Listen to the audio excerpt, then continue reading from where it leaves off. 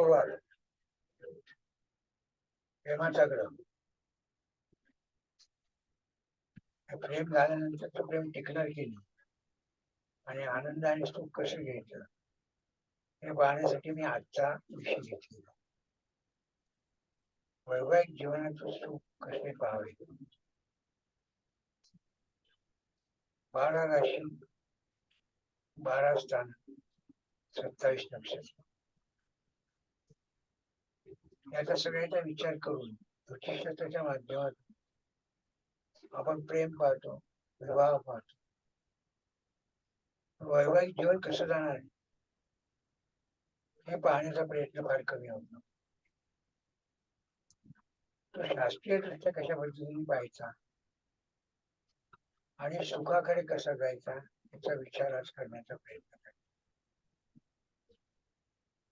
काही लोकांना गंभीर वाटेल, काही लोकांना हसण्यावारी वाटेल, पण जीवनाची यशस्वीता देणारं वैवाहिक जीवनाचं सुख असतं. वैवाहिक जीवनाच्या सुखाचा अर्थ दोघांमध्येच आपण गुंतलेला पाहतो आणि इथेच मात्र चूक होतो.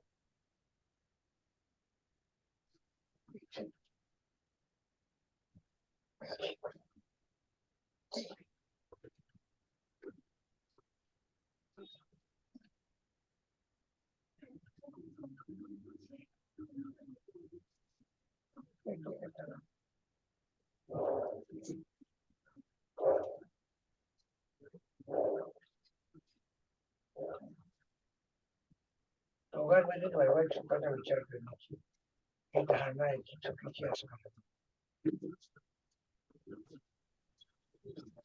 विवाह झाल्यानंतर वैवाहिक सुख असा आजचा विषय, प्रेमाचा विषय नाही. वैवाहिक सुख पाहताना काय पाहिलं पाहिजे. वैवाहिक सुख हे शेवटी स्वभावाचे अवलंबून असते आणि आपल्याकडे स्वभाव 3 प्रकारचे आहेत. स्थिर, आणि आपल्याकडे राशीने तत्व 4 आहेत. अग्नी, पृथ्वी, वायू, जल. 4 तत्व आणि 3 प्रकारचे स्वभाव अशी सप्तपदी ही वैवाहिक जीवनाच्या सुखासाठी पाहण्याची आवड. आणि मग तो ग्रह कुठल्या तत्वाचा आहे तो पाहणं फार महत्वाचं ठरतं. तसं स्थानाचे मालक पण तत्व ठरवतो. ते तत्व या ठिकाणी ओरिजिनल तत्व 12 स्थानाची वेगळी, पण प्रत्येकाचं वैवाहिक जीवन हे वेगळ्या प्रकारचं आहे. वैवाहिक जीवन हे कशासाठी पाहायचं असतं. तुमचा जन्म झाला तरी आई वडील असले, भावंड असले, मित्र असले, इथे आपण सुख पाहण्याचा प्रयत्न नाही करत. कारण ते ब्लड रिलेशन आहे, ते आपल्याला मिळणारच आहे, ते गृहीत आहे. आणि जे गृहीत आहे त्याच्याकडे आपण डोळे झाक केले चालत, पण जे गृहीत नाही जे आपल्या आयुष्यात येणार आहे ते ब्लड रिलेशन नाहीये. या ब्लड रिलेशन नसणाऱ्या व्यक्तीला मंगळसूत्राचा आधार मिळाला की अधिकार निर्माण, आणि अधिकार मिळाल्यानंतरचं वैवाहिक जीवन आजच्या काळात अयशस्वी ठरत चालले. म्हणून तो विचार करण्याची वेळ आली. पूर्वीच्या काही हा विचार नव्हता आमच्या काळात, कारण आमच्याकडे वैवाहिक जीवनाचं सुख पाहण्याची धारणा होती. संस्कार, हा संस्कार गेलाय, अहंकार आलेला आहे. आणि अहंकार आल्यामुळे सुखाची व्याख्या बदलत गेली. संस्कारात सुखाची व्याख्या का होती. तर संस्कारात सासू सासरे, आई वडील, दीर नणंद, मामा मामी या सगळ्यांचा विचार करून त्या वैवाहिक जीवनाकडे पाहण्याचा एक दृष्टिकोन होता. हा दृष्टिकोन आज शास्त्राच्या माध्यमातून आपल्याला तपासायचा आहे.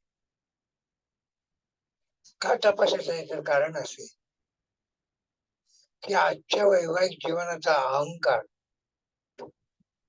हा इतका वाढलाय की वैवाहिक जीवनात सुख पाहण्याच्या ऐवजी, आनंद पाहण्याच्या ऐवजी त्याच्याकडे नकारात्मक पाहण्याचा दृष्टिकोन निर्माण झाला.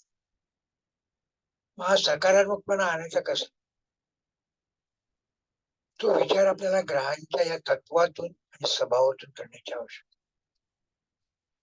सप्तमस्थान विवाहाचं स्थान म्हणतो आपण, वैवाहिक सुखाचं स्थान म्हणतो. वैवाहिक सुख हे दोघांच्यावरती अवलंबून नसतं, हा पहिला भाग आजच्या काळात समजून सांगण्याची वेळ यायला लागली. पण सगळेजण म्हणतात वैवाहिक सुख म्हणजे आम्ही दोघच, दोघात शारीरिक रिलेशन असले की वैवाहिक सुख मिळतं. नाही, दोघांची मन जुळली तर वैवाहिक सुख मिळणार, स्वभाव जुळले तर मिळणार. स्वभाव म्हणजे लग्नस्थान, लग्नेश, आणि मानसिकता म्हणजे राशी स्वामी. याची तत्व या ठिकाणी पाहणं महत्वाचं आहे. आणि तत्वाप्रमाणे माणूस त्या ठिकाणी आईशी तत्वाप्रमाणे वागायला जात नाही, पण वडिलांशी जातो. कारण आई भावना आहे, वडील कर्म म्हणजे दिशा आहे. दिशा आणि भावनाचा मेळ हा त्या आई वडिलांच्याकडून मिळत असतो. तो आज आपण हरवलाय. कारण 90 नंतर एक वैवाहिक जीवनाकडे पाहण्याचा मोठा दृष्टिकोन बदललाय की दोघेही पैसे कमवायला लागले.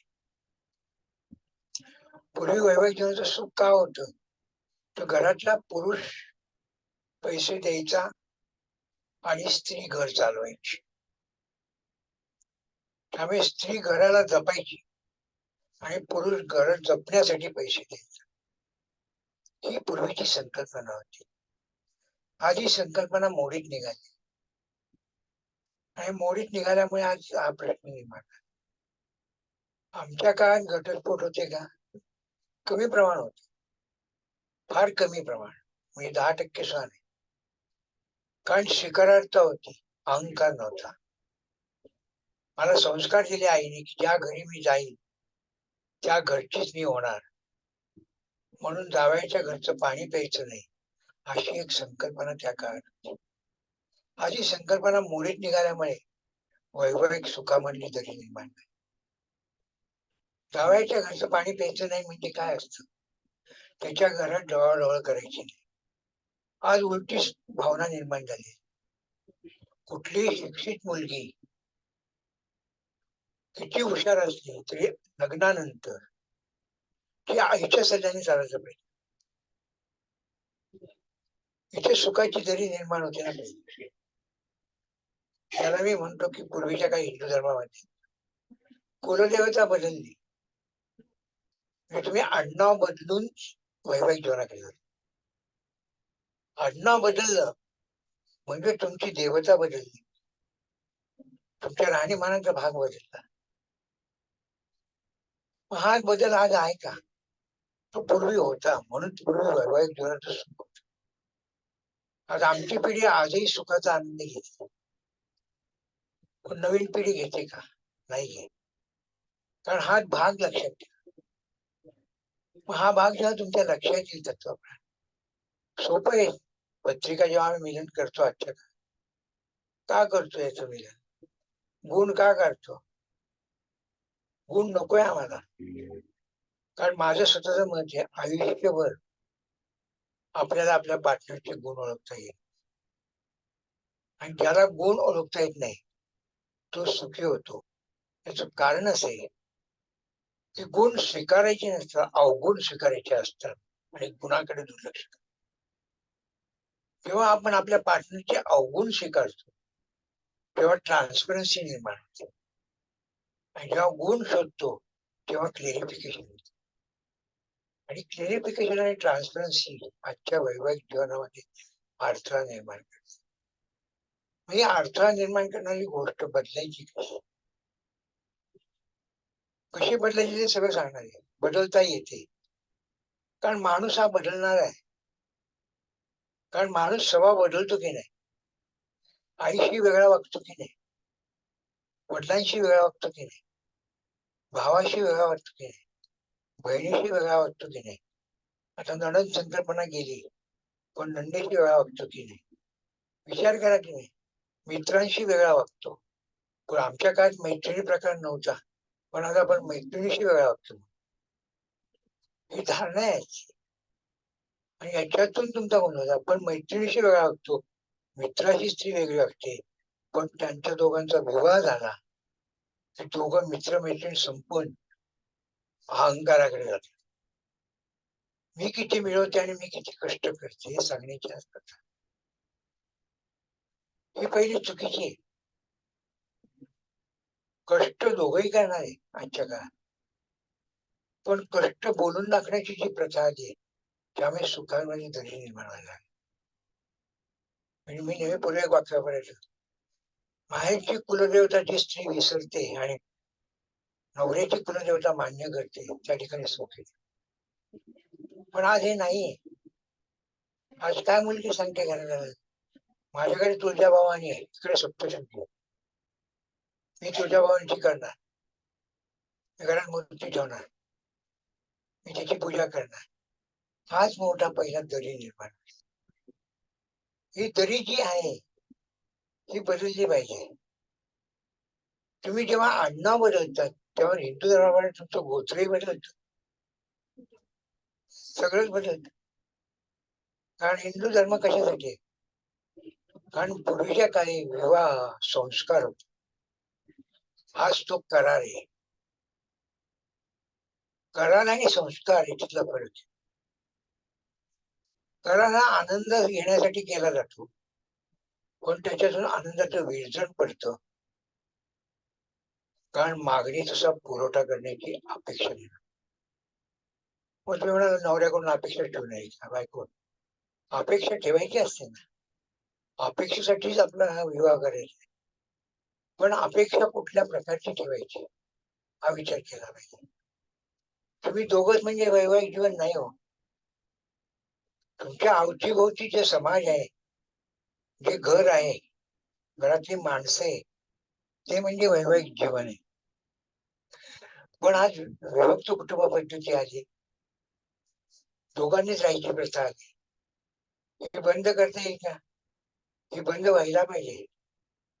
पण आमच्या पिढीचाही दोष त्या ठिकाणी आज निर्माण झाला. कारण आमचीच पिढीच सांगते की तुम्ही वेगळे राहा, तुमचं माझं पटणार नाही. मग सुख आलो कुठं? पहिल्यापासूनच तुम्ही नकारात्मक जे आहे तो करा, नकार सकारात्मक करा. वेगळं राहायचं कशासाठी? पूर्वी वेगळे राहत नव्हते, राहत होते. एकजण म्हणत नाही राहत नव्हते, असं राहत होतेच. पण काही काळ गेल्यानंतर होते. आज लग्नाच्या पहिल्या दिवशी सत्यनारायणची पूजा वेगळ्या घरी केली जाते. वस्तुस्थिती जी आहे ती वस्तुस्थिती आहे. मग त्यामुळे गोंधळ होतो. हा गोंधळ करायचा आहे. म्हणून मग या ठिकाणी हा गोंधळ दूर करण्याचा मार्ग आणि सुख मिळवायचा मार्ग हा वेगळा आहे. पूर्वी 22 वयापर्यंत विवाह व्हायचे, त्यामुळे स्त्रीला निर्णय घ्यायचा अधिकार नव्हता. तिच्या घरात जाईल तिचा संस्कार स्वीकारायचे. पण आज सगळे विवाह 22 ते 32 मध्ये व्हायला लागले. स्वयंभू झाल्यानंतर मुलीची आई मुलीला काय सांगते, आज तू शिकली आहे, 2 वर्ष नोकरी कर, 4 वर्ष नोकरी कर, नंतर विचार कर. कारण तीच सांगते मुलीची आई की विवाह आहे राड घालते. अरे विवाह तुम्ही आनंदासाठी करता, वंशवृद्धीसाठी करता, पूर्वीचा नियम होता. आज तुम्ही म्हणता की आम्हाला आधी आनंद मिळाला तर आम्ही चान्स घेऊ. ही परिस्थिती आहे. आजची परिस्थिती इतकी आहे, तुम्ही वैवाहिक सुख येणार कुठून? आनंद तर बाजू द्या, पण सुख कुठून येणार? सुखाची व्याख्या म्हणजे शारीरिक सुख घेणं सुखाची व्याख्या नाहीये. शारीरिक हा वैवाहिक जीवनातला पुरुष स्त्री मधला एक भाग आहे. हा भाग आहे की फक्त सरकारचे हार्मोन्स एकमेकाशी मिळवण्यासाठी केलेला. शारीरिक सुखातून क्षणिक आनंद मिळतो, पण मानसिक सुखातून सुख मिळतं. पण आज मानसिक सुखाच्या ऐवजी आपण फक्त आनंदाचा विचार करतो. हा भाग बदलावा लागेल, सांगावा लागेल नवीन पिढीला. कारण नवीन पिढीमध्ये आपल्याला करायच्या बदल आवश्यक आहे. कारण जी होणारी संतती पुढे आहे त्या संततीकडे काय तुम्ही टाकणार आहात, दाखवणार आहात, हे लक्षात घ्यावं लागेल. पूर्वीच्या काळी का संसुख होतं, पती पत्नी किंवा आई वडील मुलांसमोर भांडायचे नाही. आज आपण मुलांसमोरच भांडतोय, मुलांसमोरच मतभेद व्यक्त. मग हे परिणाम त्या सुखाकडे आहे का आनंदाकडे का दुःखाकडे? ते दुःखाकडे नेतात. तुमच्या पती पत्नी मधलं वैवाहिक जीवनाचं जो पडदा आहे, हा पडदा आज ओपन केला गेला. हा ओपन नको व्हायला, हा पडदाच राहायला पाहिजे, पण त्याच्यात ट्रान्सपरन्सी यायला पाहिजे. त्याला छिद्र पडायला नको. आपण छिद्र पाडतोय म्हणून प्रश्न येतो. मग तत्वाप्रमाणे माणूस एकमेकाशी बोलणार नाही. मग एका स्त्रीचं अग्नितत्व आहे, एकाचं वायुतत्व आहे. वायू म्हणजे पसरणं आहे, अग्नी म्हणजे निर्णय घेणे. जेव्हा निर्णय आणि पसरणं याचा मेळ लावायचा असेल त्या दोन व्यक्तीमध्ये, तर या ठिकाणी माघार संबंध नाही, त्या व्यक्तीला त्या पद्धतीने ट्रीट करण्याचा मार्ग म्हणजे आजच्या 21व्या शतकातला. आमच्या काळामध्ये तो ट्रीटचा मार्ग नव्हता, कारण आमचा जोडीदार स्वीकारायचा, आम्ही सांगू ते मान्य करायचा.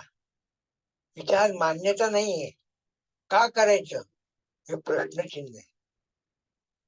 आणि या प्रश्नचिन्हाचं उत्तर शोधायच्या ऐवजी आपण त्याच्यात अजून प्रश्नचिन्ह करतो की का करायचं, याच्यावरती कारण मीमांसा केली जाते.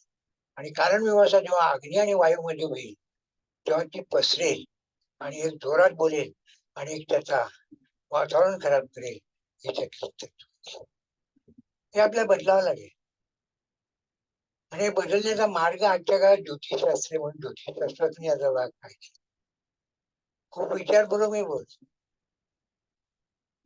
काही लोकांना नाही पडणार, पण माझं मत आहे की ज्याचं वैवाहिक जीवन सुखी तोच माणूस चेहऱ्यावर. पूर्वी म्हटलं जायचं की पुरुषाच्या चेहऱ्यावरून समजायचं की हा विवाहित आहे का अविवाहित आहे. स्त्रीच्या मंगळसूत्रावरून समजायचं.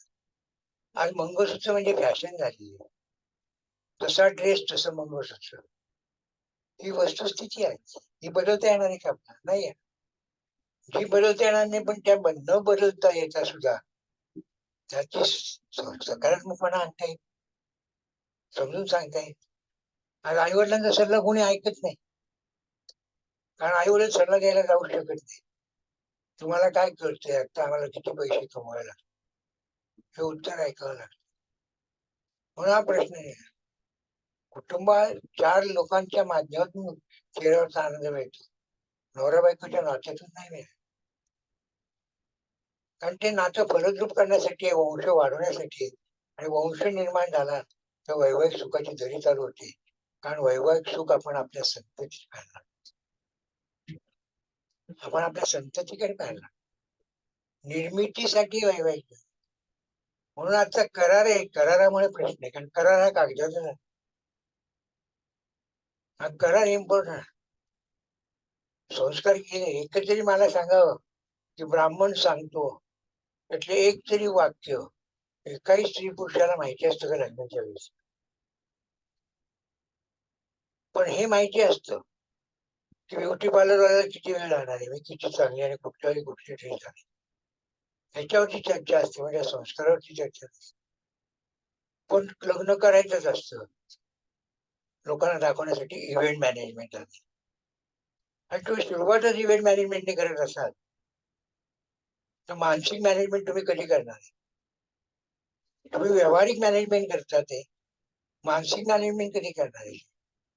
मानसिकतेवरती वैवाहिक जीवनाचा चेहरा अवलंबून आहे. म्हणजे तुमचा राशीस्वामी कोण, कुठल्या तत्वाचा आहे ते पाहावं लागेल. तो कुठल्या स्वभावाचा आहे, नेचरचा आहे, जी स्वभाव आहे कसं, स्थिर आहे कच्चर आहे. तर हा निर्णय घेणारा असतो, स्थिर हा नाकासमोर चालणारा असतो, जी स्वभाव ड्वेल माइंड असतो.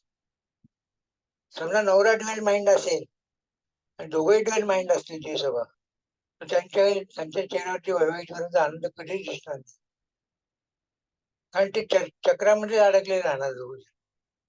मग चक्र भेदायचं कसं? घटना घडलेली, ज्योतिषाकडे आले, याला भेटायचं कसं, यांना मार्गदर्शन काय करायचं हा विचार ज्योतिषाने केला पाहिजे. ते काउन्सिलर करायला जातं म्हणून, पण आपण ग्रहांच्या माध्यमातून हा करू शकतो, सांगू शकतो ना कशा पद्धतीने ट्रीट हो आपल्या जोडीदाराची. जोडीदाराच्या अपेक्षा काय, अपेक्षा स्त्रीच्या असतात, पुरुषाच्या नसतात. आणि निसर्ग नियम आहे, स्त्रीला अपेक्षा असतात, माझा नवरा, माझं घर, माझी गाडी, माझी मुलं, माझी फॅमिली. माझी फॅमिली म्हणजे आजच्या काळात मुली म्हणजे माहेरची फॅमिली. सासऱ्याला ते फॅमिली समजत नाही, ही आजची परिस्थिती. मग या परिस्थितीत सुख येणार कुठं, सुख येऊ शकत नाही. पहिले कमी केलं पाहिजे की जो अनुचित भाग जो तो पत्रिकेचा आपण टाकला, हा म्हणजे वैवाहिक सुख आहे. तुमचं कुटुंब म्हणजे वैवाहिक सुख आहे. तुमची भावंड किंवा तुमचे मित्र मैत्रीण म्हणजे कुटुंब सुख, वैवाहिक सुख आहे. तुमचं घर म्हणजे वैवाहिक सुख आहे. तुमचं वाहन म्हणजे वैवाहिक सुख आहे. तुमची संतती म्हणजे वैवाहिक सुख आहे. आणि तुमचं आरोग्य म्हणजे वैवाहिक सुख आहे. पण हे सगळ्या ही पंचसूत्री मिळवण्यासाठी उचित भागातल्या पंचसूत्रीचा विचार करावा लागेल. कारण उचित भागातली पंचसूत्री चांगली असेल आजच्या 21व्या शतकात, तर इकडचं सुख मिळायचा दरवाजा उघडणार आहे. आणि इकडची नसेल पंचसूत्री तर दरवाजा उघडला नाही. दरवाजा उघडण्यासाठी उचित भागातली पंचसूत्री वापरावी लागेल. अष्टमस्थान, भाग्यस्थान, दशमस्थान, लाभस्थान आणि व्ययस्थान. मधली 2 स्थान मी काय सोडली, 12 स्थान मी 5 इकडे पंचसूत्री, तिकडे पंचसूत्री. कारण प्रथम स्थान आणि सप्तम स्थान हे तुम्ही वैवाहिक जीवनाचं स्थान म्हणतात, म्हणजे तुमचं होणारच आहे. हे सुरू झालं की तुम्हाला सुखाची व्याख्या अनुचित भागात आहे आणि आनंदाची व्याख्या उचित भागात. तुम्ही चांगलं आयुष्य जगला, चांगला केलं, चांगले पैसे कमवले, तुमचं द्वितीय स्थान कुटुंब चांगलं राहणार आहे, सुखाचे. तुम्ही चांगलं भाग्य केलं, तुम्हाला नावलौकिक मिळालं, त्या नावलौकिकावर जगणार. तुम्ही चांगलं कर्म केलं, तुम्हाला घर मिळणार आहे, वाहन मिळणार आहे. तुम्ही चांगला लाभ केला, संतती चांगली विचारणार आहे. तुम्ही चांगला खर्च केला आणि चांगला वेळ केलं तर तुमचं आरोग्य चांगलं राहणार आहे आणि कर्ज होणार नाही. आणि आज याच्यावरती चर्चा जास्त, मी हप्ता फेडते. मला अजूनही समजलं नाही एक विषय, एखाद्या नवऱ्याची नोकरी गेली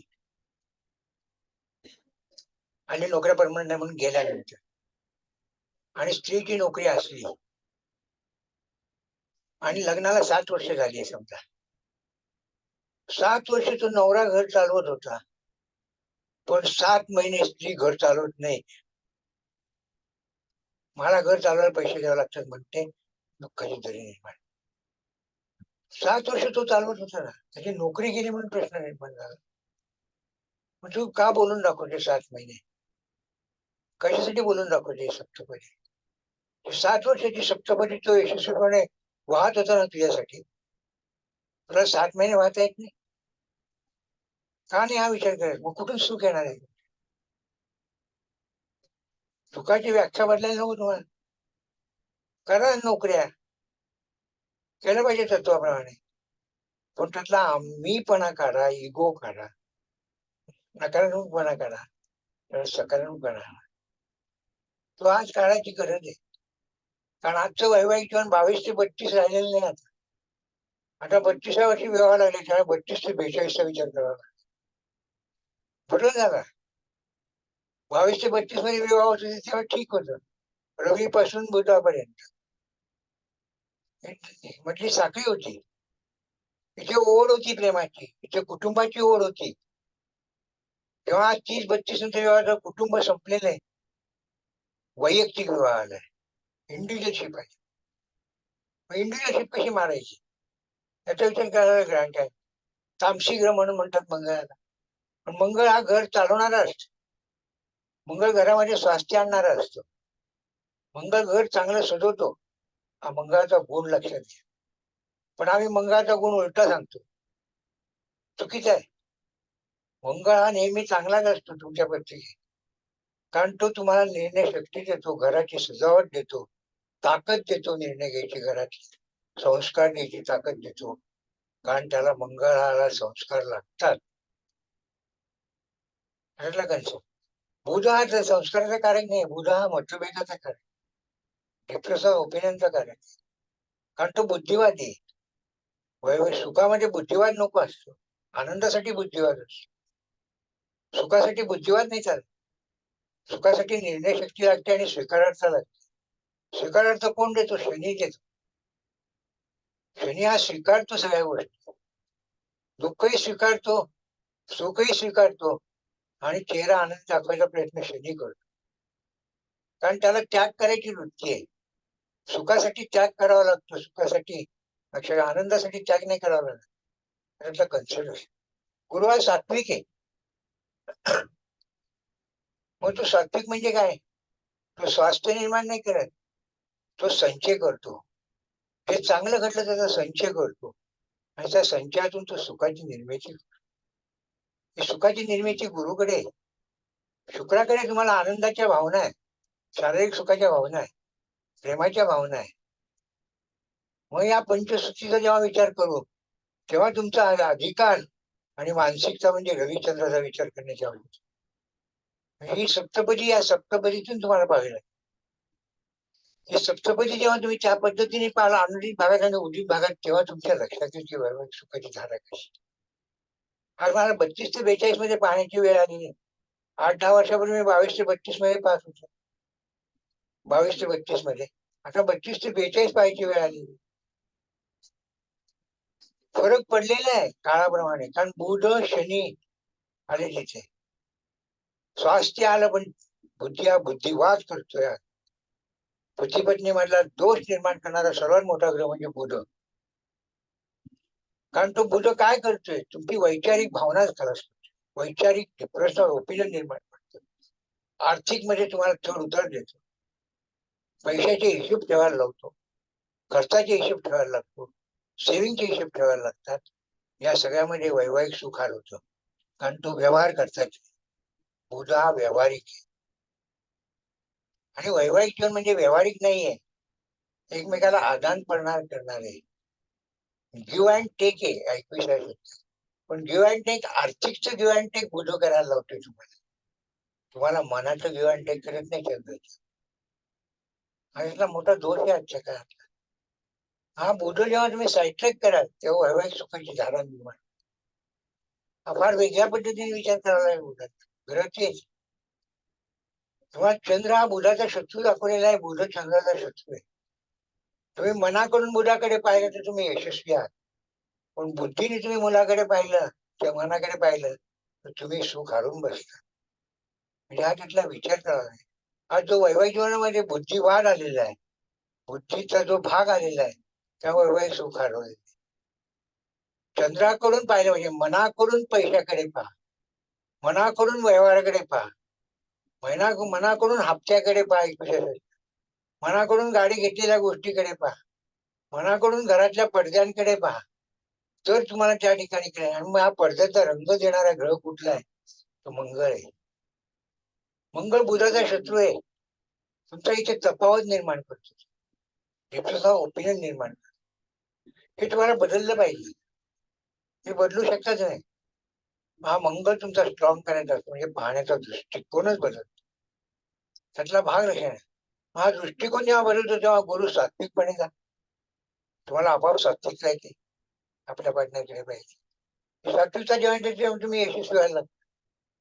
आणि या सात्विकतेतून तुम्हाला जे सुख मिळतं, शारीरिक सुख, ते खरं परमोच्च बिंदू करतं. आणि ज्याला शारीरिक सुख चांगलं मिळतं त्याच्या चेहऱ्यावर सुखाची दरी असते. हा शारीरिक सुखाचा भाग काय झालेला नाही.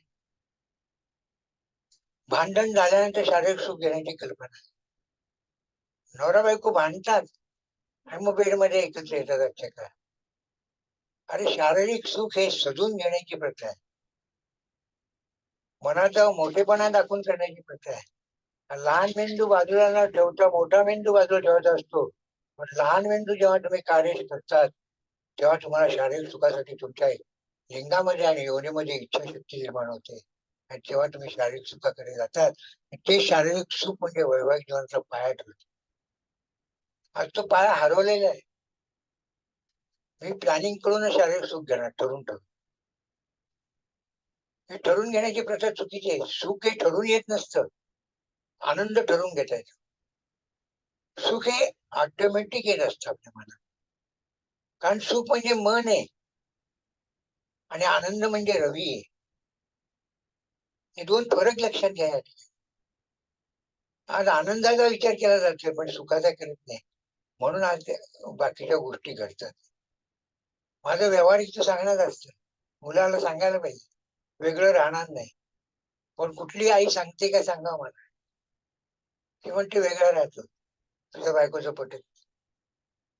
दोन स्त्रियांचं पटत नाही, पहिल्यापासूनचा पेशव्यांपासूनचा काय पटतच नाही दोन स्त्रिया. का पटत नाही? कारण त्या साठवणं करतात, देणं त्यांना माहिती. त्यामुळे पुरुषाकडे आउट गोईंग आहे, स्त्रीकडे इनकमिंग.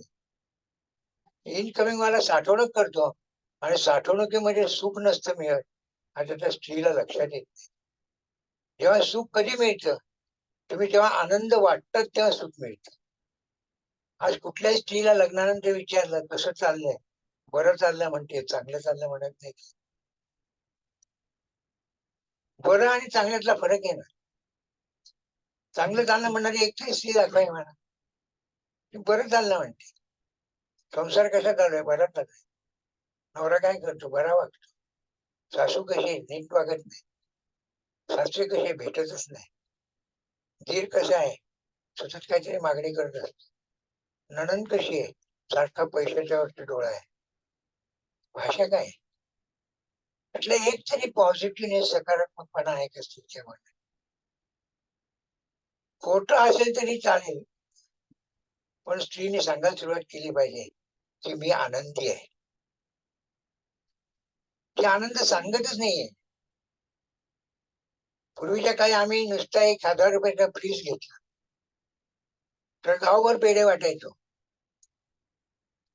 आज गाडी घेतली तरी आपण शेजारच्याला पेढे देत नाही, कारण तो लगेच विचार करेल पैसे आणले, आनंद विसर्जन करून टाक, तर सुख येणार.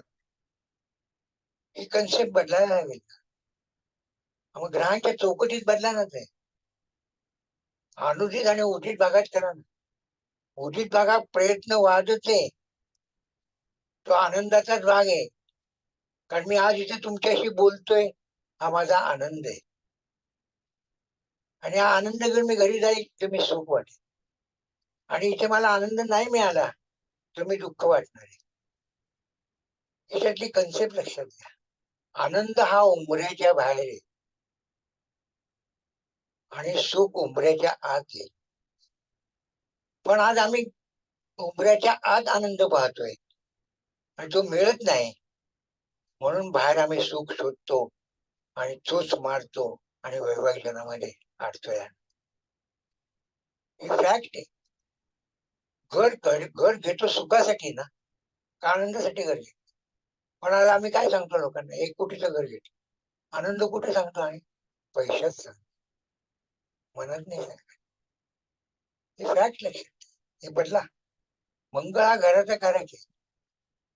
मंगळ हा घराचा कारक काय आहे? तो अग्नी आहे. घर अग्नी हो. स्त्रीकडे अग्नी पण आहे, पुरुषाकडे नाही. उलट पुरुषाकडे अग्निपणा अजिबात नाही, स्त्रीकडे अग्निपणा आहे. आणि स्त्रीची अग्निपणा शमवण्यासाठी पुरुषाकडून शारीरिक सुखामध्ये भाग दिला जातो, तेव्हा स्त्री सुखी होते. आपण उलट म्हणतो पुरुष रागीट आहे, नाहीये.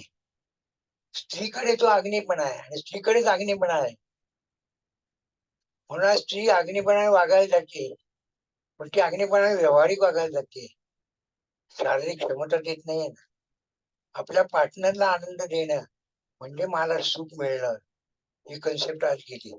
मला आनंद कसा मिळायचा आहे याचा विचार करून तिच्या ठिकाणी वागते बेडरूम मध्ये. निरनिळ्या प्रकारचे ट्रान्सपरन्सी ड्रेस घालून सुख नाही मिळत, आनंद मिळत. कारण तुम्ही शरीर दाखवता, शरीरापेक्षा तुमची मानसिकते म्हणून तुमच्याशी मिठी मारणं म्हणजे वैवाहिक सुखातला परमोच्च बिंदू असतो. आज तो नाहीये. आज टिकाऊपणाचा आलेला आहे म्हणून आजचा प्रश्न निर्माण झाला. म्हणजे बदलता येते ना, कारण हे निर्माण आपण केलेले. आपण निर्माण केलेल्या गोष्टीला आपणच बदलू शकतो ना. अधिकार जो अधिकार आहे, तुला अधिकार मिळणारच आहे. आज सांगा, एक तरी घरामध्ये वाईट वाटतं मला काही. कुठलं घर घेतलं तर पहिलं माहेरचं नाव लावलेलं असतं. का लावतं? कारण स्त्रीला विश्वासच नाही की इस्टेटीतला हिस्सा मला मिळाला पाहिजे, म्हणून आधीच घेतानाच ते नाव लावलं जातं. म्हणजे आपल्या वंशावरतीच विश्वास नाही ना, तो वैवाहिक सुख येणार कुठं? कारण ती मुलीची आईच सांगते तुझं नाव टाकलंय का. कशासाठी? आणि तू त्याची अर्धांगिनी आहे, म्हणजे अर्ध शरीर आहे. तर त्याच्यातला कुठलाही अर्धा भाग तुझाच आहे ना. तुला अर्धांगिनी का म्हटले? कारण तू अर्धी आहे. नारी नटेश्वर शब्द काय? पण तू अर्धांगिनी पूर्णत्व कधी मिळतं? तुला पुरुषाकडून जेव्हा मिळतं तेव्हाच तुला पूर्णत्व मिळतं ना. तेव्हा पुरुषाला जेव्हा तू मिळते तेव्हा पुरुषाला पूर्णत्व मिळतं ना. नाही तर दोन्ही अपूर्ण आहे.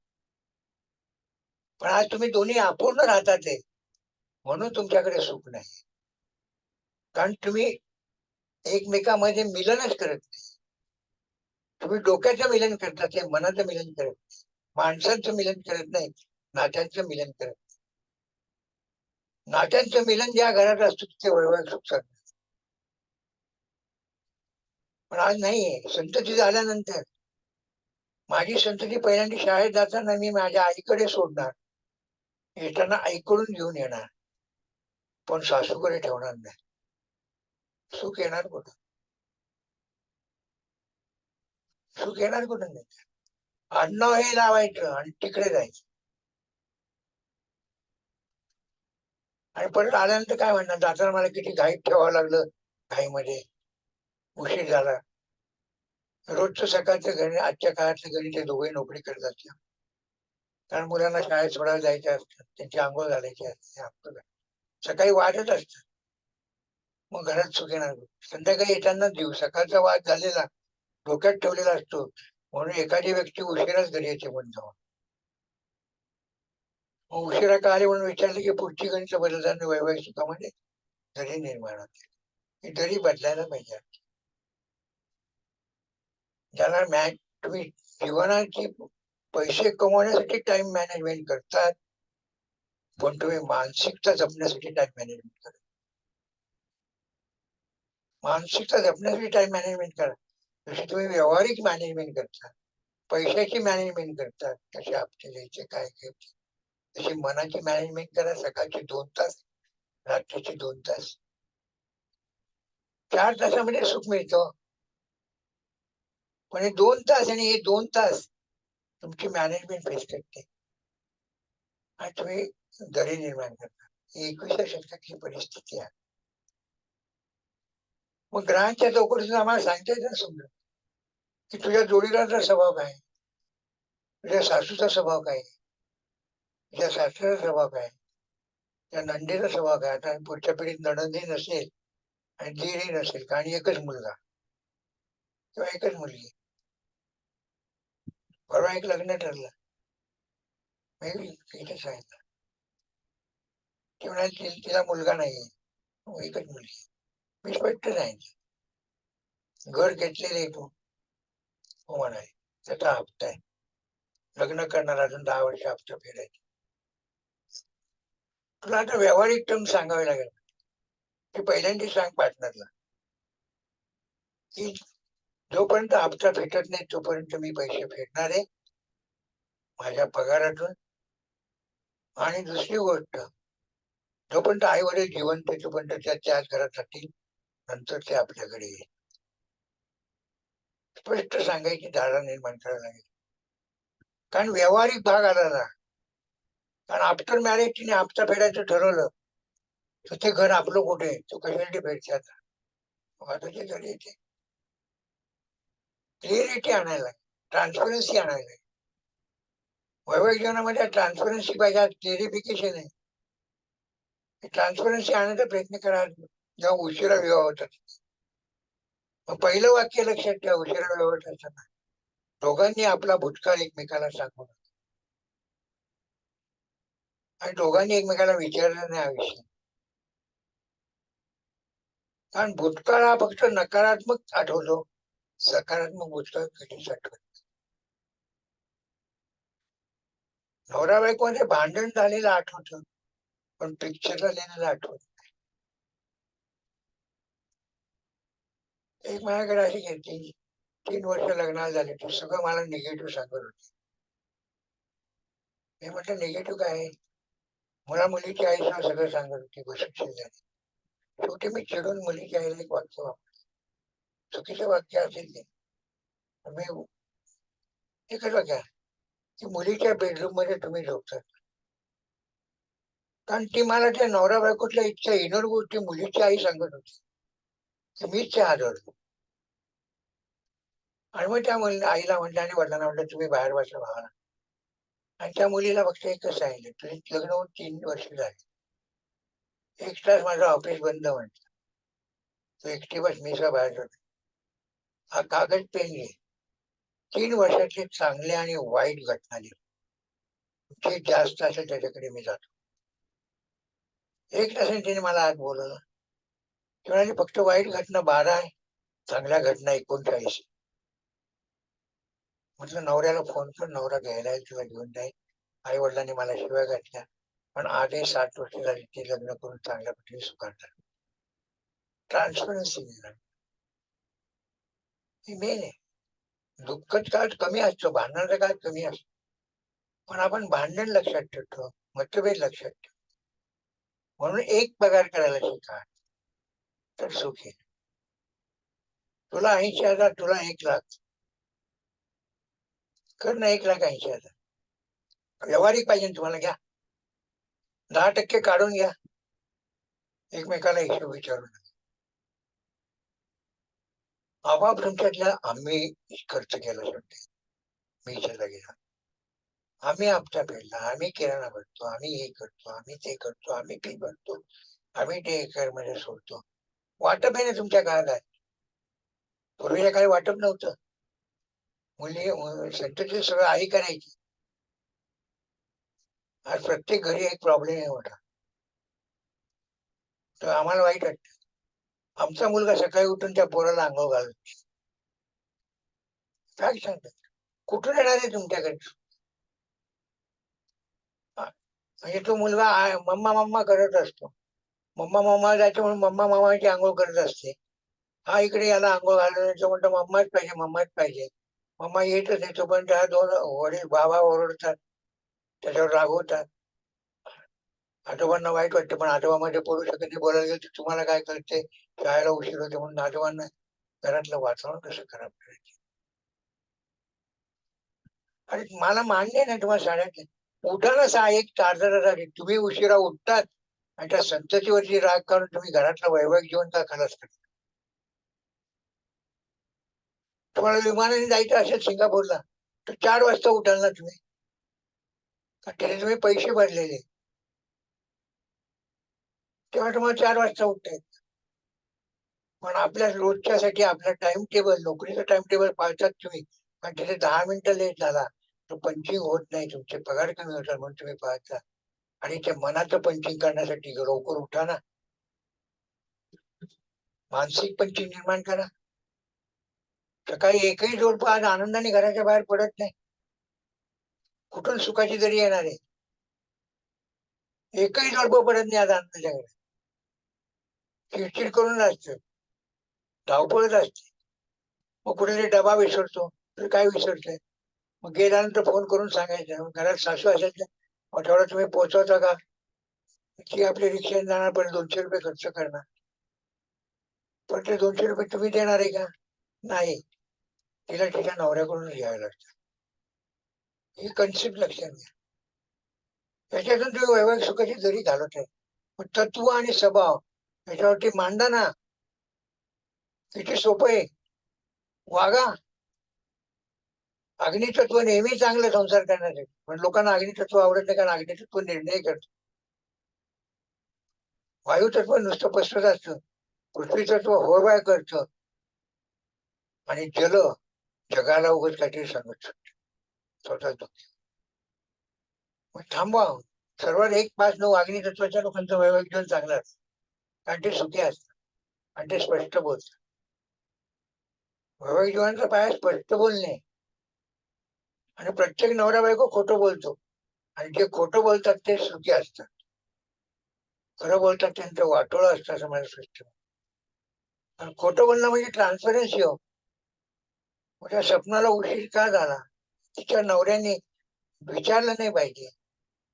तर स्वप्नाबरोबर 2 तासांनी बेडरूम मध्ये गेल्यानंतर का उशीर झाला आणि कारण समजून सांगेल, विषय संपेल.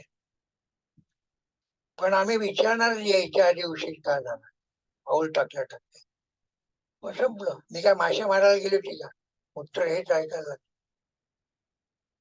बदल नको करायला का, हा तत्वामध्ये करा की तत्वामध्ये. मी नेहमी तेवढंच करतो, मी दोन्ही पत्रिकेचे तत्व सांगतो. तू कसं वाग आणि तू कसं वाग. तुझ्या नवऱ्याच्या तुझ्याकडून काय अपेक्षा आहे, तुझ्या नवऱ्याकडून काय अपेक्षा आहे, त्या तत्वामध्ये बसवायच्या. अपेक्षा असणार नाही नवरा बायकोमध्ये, विदाऊट अपेक्षा वैवाहिक जीवन नाहीच. पण त्या अपेक्षा कुठल्या आहे हे तत्वाप्रमाणे ठरवता येतं. शेवटी अपेक्षा कुठल्या असतात आजच्या काळात. एक सेव्हिंग करणं, मेडिक्लेमचा रिकरिंगचा हप्ता भरणं, काय अपेक्षा आहे. दर शनिवार रविवार सुट्टी असते तर मला बाहेर घेऊन जाणं, हॉटेलमध्ये खाणं, आजच्या शहरातल्या अपेक्षा याच. दुसऱ्या काय. अरे पण त्या शनिवार रविवार मध्ये एक दिवस त्या तुझ्या नवऱ्याला मोकळा दे आणि तूही मोकळी राहा. तू तू मोकळी देत नाही नवऱ्याला, 2 दिवस मला पाहिजे. 2 दिवस त्याने दिले तर तो आनंदी कुठून होणार आहे, आणि तू तरी आनंदी कुठून होणार आहे. तुम्हाला एक काहीतरी 24 तासाचं गणित बदलायला लागेल. एक दिवस तू तुझा घे, एक दिवस निवांत आहे. मग स्त्रीला काय आवड असते, खरेदी करणं, फिरणं, अमकं तमकं करणं. कारण स्त्रीला मैत्रिणी कधीच नसतात. आफ्टर मॅरेज ते काही मैत्रीण नसते. आता दावाच आहे. आणि नेमके नवऱ्याला मैत्रीण मित्र असतात.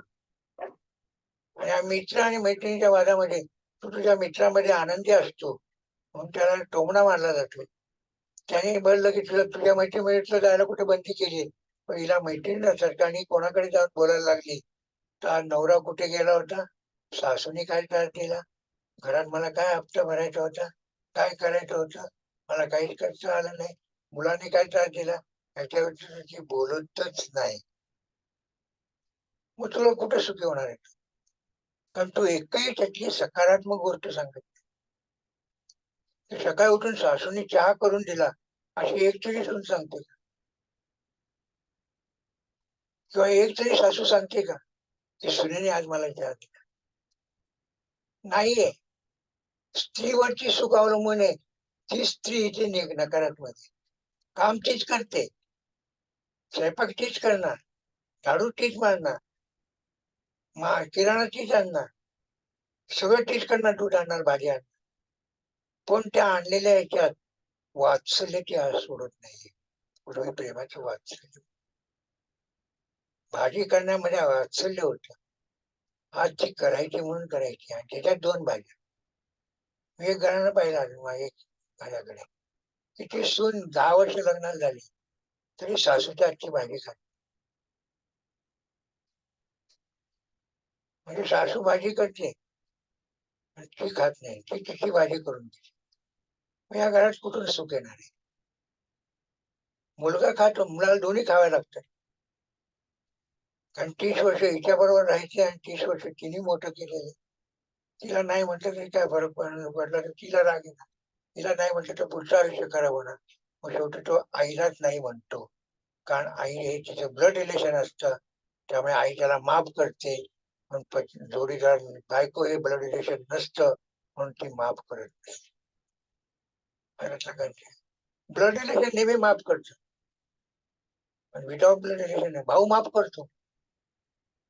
मला एक सांगा, आईने मारलेलं चालतं, वडिलांनी मारलेलं चालतं, भावाने झिंगा उपटलेलं चालतं, बहिणीने टोमणे दिले चालतात, परंतु या ठिकाणी नवऱ्याने टोमणे दिले मारलेले चालत नाही, सासूने बोललेले चालत नाही, नंदेने टोमणे दिले चालत नाही, आणि धीराने अधिकार गाजवले चालत. मग तुम्ही अण्णा बदलून आले कशाला? वैवाहिक सुख येणार कुठून? वैवाहिक सुख घ्यायचं असेल ते नाती महत्वाची आहे. आपल्या 12 स्थानामध्ये नाती दिलेली आहे, आज नाती संपली, म्हणून आज सुखाचा प्रश्न निर्माण झाला. सुखाचा प्रश्न सुद्धा निर्माण होऊ द्या, सुखही नका मिळू द्या, पण तुम्ही आनंदी तरी राहा. तुम्ही आनंदी राहत नाही. कमवा पाहिजे तेवढे पैसे, पण आनंदी राहा. नाही आनंद, आनंद तुमचा कशात आहे? 1 लाखाची साडी घेणार.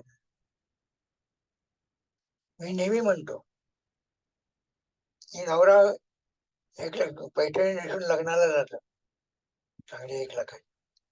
सगळ्या बायका तिथे कौतुक करतात, कुठून आणली, काय आणली, अभिमानाने ती सांगते, या दुकानातून आणली, इतकी चांगली आली, त्या दुकानात तू शोधा, ते उलट कन्सेशन 10% देतील तुला, माझं नाव सांग, तिथे मोठेपणा सांगतील, सगळं होतं. आणि कार्यक्रम संपल्यानंतर गाडीत बसलं जातं आणि घरी जायला लागतं, तर प्रत्येक स्त्री काय म्हणते, किती जड झाली हो अंगावरची साडी.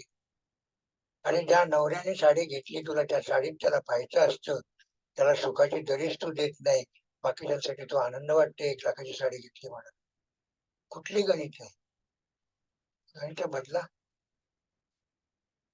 मी नेहमी सांगतो की मॉलला जाताना पूर्वी जातो एकटा, तिथे एक पुतळा असतो, त्या पुतळ्याला एक ड्रेस घातलेला, त्या ड्रेस मध्ये तो आपल्या बायकोला पाहतो, म्हणून तो या दुकानात जातो, तो ड्रेस तो घेतो, घरी येऊन बायकोच्या हातात देतो, बायको म्हणते कलर बदलून मिळेल, आणि त्याने आणला एवढा आनंद आणि सुखासाठी, बेडरूम मध्ये जा, तो घाल आणि जा कॉफी प्यायला, खरी सुखाची दरी व्हायला तुझ्या वैवाहिक जीवनात. ही छोट्या गोष्टी तुम्हाला आज सकारात्मकपणे पाहण्याची. सुख हे सकारात्मकपणे येते.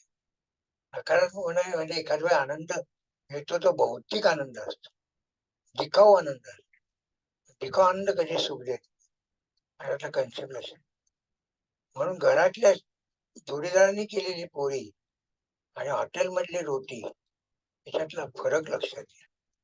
पण आपण आज हॉटेलमधली रोटी घरात आणतो आणि डायनिंग टेबलवर खातो, म्हणूनच या ठिकाणी सुख जातं. हॉटेलमधली रोटी हॉटेलमध्ये खा, घरातली रोटी घरात खा. नाही आहे मला.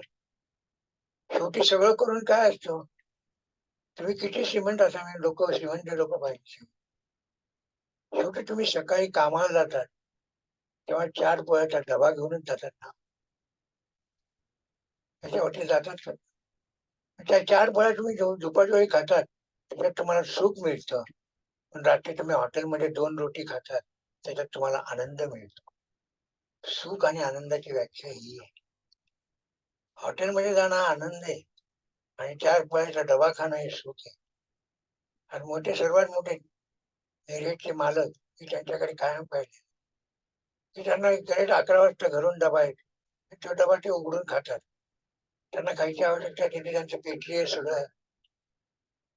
पण नाही, घरच्या डबा खाणं म्हणजे सुख आहे, ही कल्पना ते सांगतात की हॉटेलमध्ये खाण्यापेक्षा आम्ही घरचं खाणं सुख समजतो. आणि आपण मध्यमवर्ग विसरलोय सुखात, आपल्याला हॉटेलमधलंच आवडतं. पार्सल मागवणे, रोज रात्री 7:30 ला घरी गेल्यानंतर पार्सल असते, काय करायचं? काय नवऱ्याला सांगायचं त्याला यायचं असतं, पार्सलची ऑर्डर द्यायची, ते झोमॅटोवाला घरी येतो, तुम्ही आतल्या खोलीत असता, बाहेर सासू असते, हो आई, अहो आई, तर त्यांचे पैसे देतात का? ते पैसे द्यायला परत सासू. पहिली गोष्ट, अहो आई म्हणूच नका, त्यांना सासूबाईच म्हणा. ज्या घरात सासूबाई शब्द आहे त्या घरात आदर आहे. अहो आई म्हणजे आदर नाही, सासूबाई म्हणजे आदर. नावाने हाक मारण्यात सुनेला आदर नाही. सुनबाई जरा मला चहा करून देते का, या शब्दामधला जो गोडवा आहे तो आज गेलाय.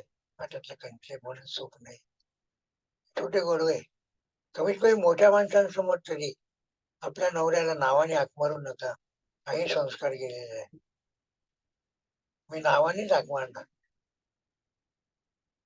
आणि संतती झाल्यानंतर थोडासा फरक काय झालेला आहे, बाबा म्हणतात.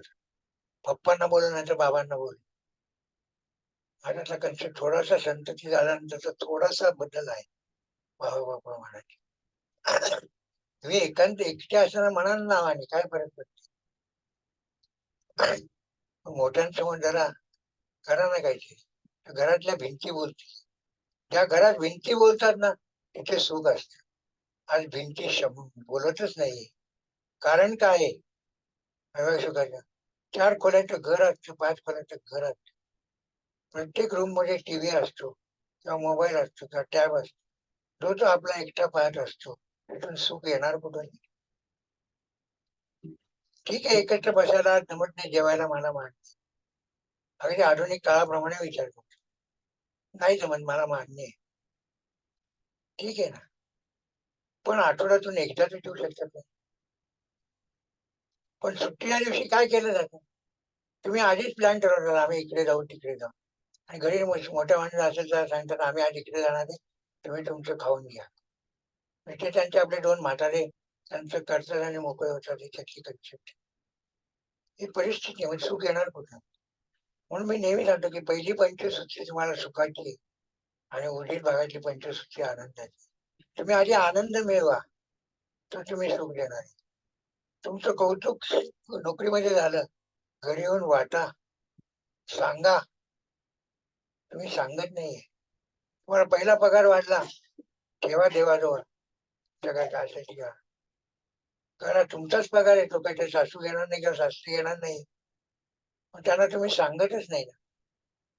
का सांगायचं म्हणून म्हणतात. त्यांना सांगायला पाहिजे. माझ्या घरात नाही पद्धती. माझ्या पोराला पगार झाला, देवाच्या घराचे चेक ठेवलेला असतो, सुनेचा पगार ठेवलेला असतो, वाढ झालेली ठेवलेला असतं. बाबांनी हात लावल्याशिवाय ते पुढे पाकिट जात नाही. ही कन्सेप्ट अजूनही आम्ही ठेवली आणि न सांगता ठेवली. सांगावे लागले नाही.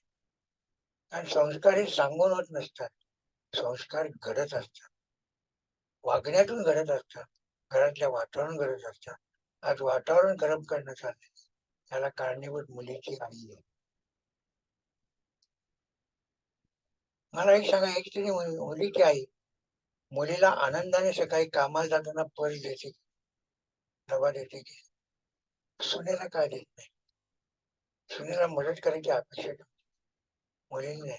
मुलगी कामावून आल्यानंतर पर्स फेकून बेडवर झोपते. ती थकली आहे म्हणून तिला पांघरून टाकायला जाते. आणि सून अशी करायला गेली तर म्हणते ही बघा महाराणी येऊन पडली. कन्सेप्ट किती बदलतात. कुठून सुख येणार? सुखाची झाली बदला.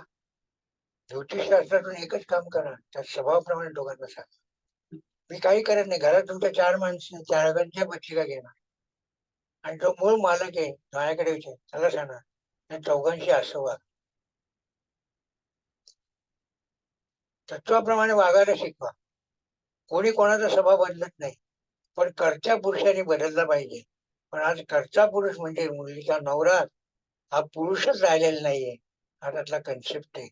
कारण तो लग्नाच्या आधीच किंवा लग्नानंतरच लगेच त्या ठिकाणी सगळं सांगून टाकतो आणि सगळं सांगणं हाच गुन्हा असतो. आणि स्त्री कधी सगळं सांगत नाही, कधी लक्षात ठेवा. पण पुरुष सगळं सांगतो.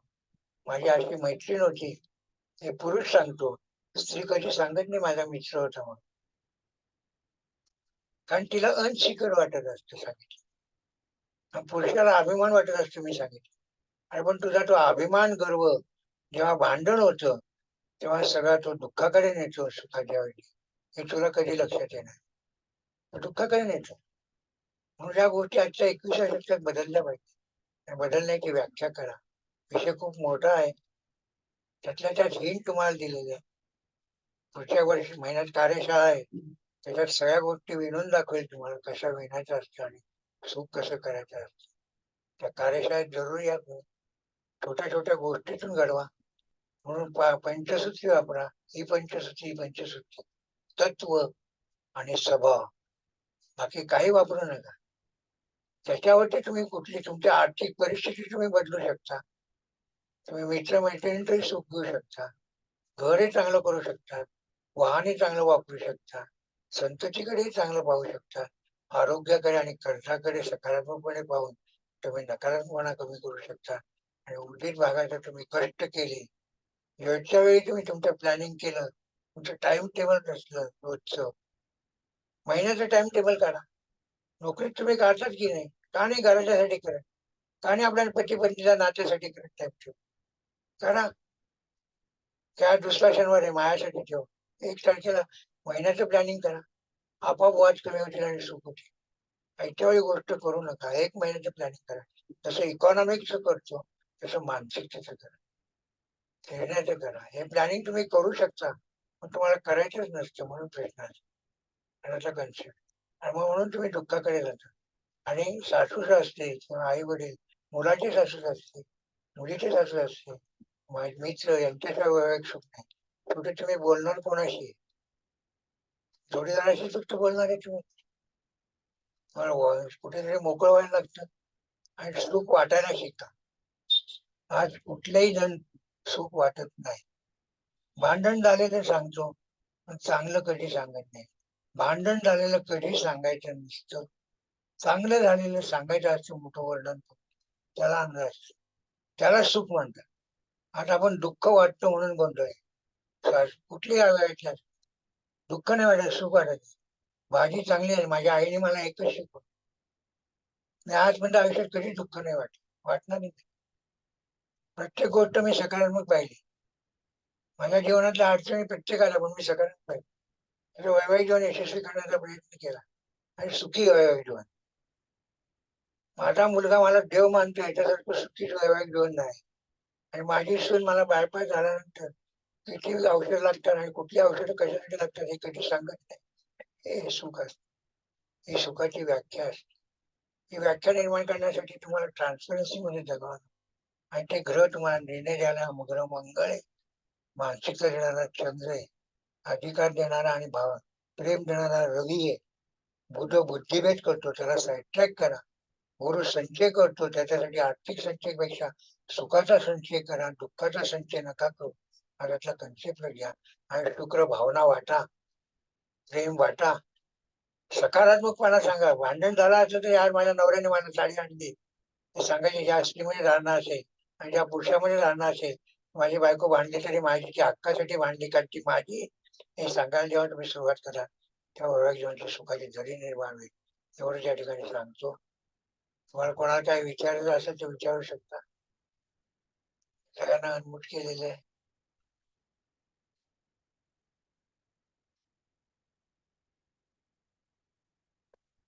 कोणाला काही बोलायचं आहे का?